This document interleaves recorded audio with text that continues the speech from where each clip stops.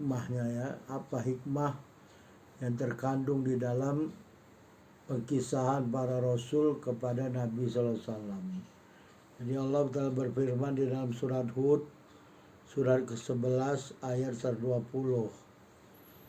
Wa kullan naqussu 'alaika min amba'i rusul manusabbitu bihi fuadak. Maksudnya, dan masing-masing kami kisahkan kepada kamu wahai Muhammad dari berita-berita para rasul apa yang kami teguhkan dengannya hatimu. Jadi ada hikmah ya yang terkandung di dalam perkisahan para rasul dan umatnya kepada Nabi Sallallahu Alaihi Wasallam ya.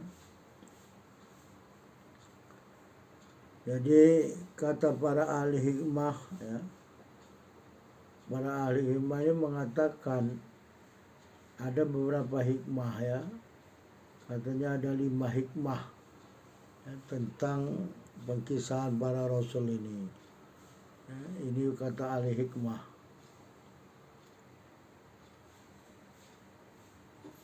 Jadi para ahli hikmah mengatakan sesungguhnya Allah Subhanahu wa taala mengisahkan kepada Rasulullah SAW berita-berita kaum yang telah lalu, termasuk di dalamnya para nabi dan rasul serta umat yang telah lenyap ya. Jadi nabi, rasul dan umatnya itu telah meninggal ya. Jadi ada 5 hikmah yang dapat kita simpulkan ya. Ini kata ahli hikmah ya. Hikmah yang pertama adalah bahwa sesungguhnya perkisahan tersebut untuk menyatakan atau memperlihatkan kenabian Nabi Muhammad SAW dan sebagai petunjuk terhadap risalah yang dibawa oleh Nabi SAW. Karena kafir Quraisy ini pada masa Rasulullah ini ada yang mengatakan bahwasanya Nabi SAW ini pergi kepada orang-orang pintar, dia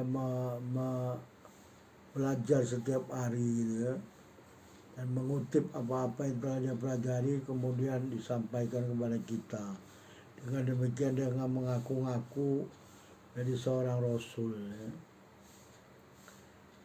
Tapi ini dibantah oleh Allah dengan cara Allah memberitahu ya. Allah memberi tahu berita-berita para rasul dan umatnya sebelumnya kepada Nabi SAW.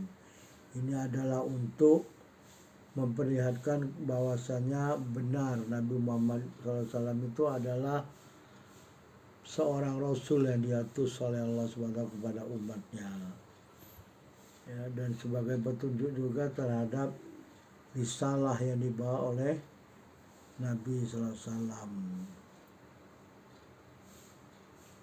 Kenapa?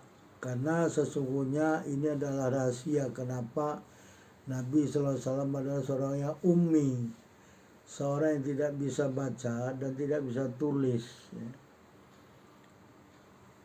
Jadi Rasulullah itu tidak pergi kepada seorang orang pintar atau pendidik atau muadib, dan juga tidak kepada seorang yang mengajarkan berita-berita yang lalu ya.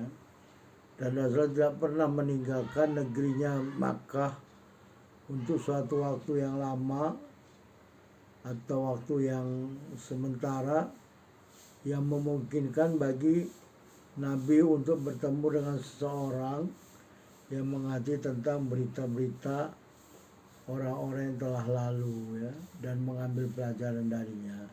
Ini nggak pernah gitu. Jadi Rasulullah nggak pernah meninggalkan kota Makkah ya, walaupun singkat ya, apalagi lama sampai mengutip, menukil gitu ya, tidak pernah ya.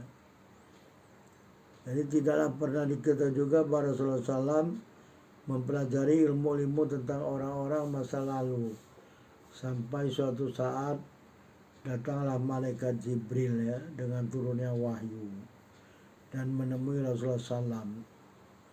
Ya, kemudian malaikat Jibril memberitakan tentang berita-berita orang-orang yang lalu ya, para rasul dan umatnya. Dan kemudian Rasulullah mengambilnya dari malaikat Jibril. Jadi bukan dari manusia ya, seperti yang dituduhkan kepada Nabi oleh orang-orang kafir Quraisy. Ya. Itu karangan Muhammad saja mengambil dari orang-orang pintar ya, diimlakan, didiktekan ya. Gak pernah gitu. Jadi ini adalah berita-berita orang-orang yang lalu ini langsung diambil dari malaikat Jibril yang diperintah Allah untuk menyampaikan kepada Nabi SAW ya.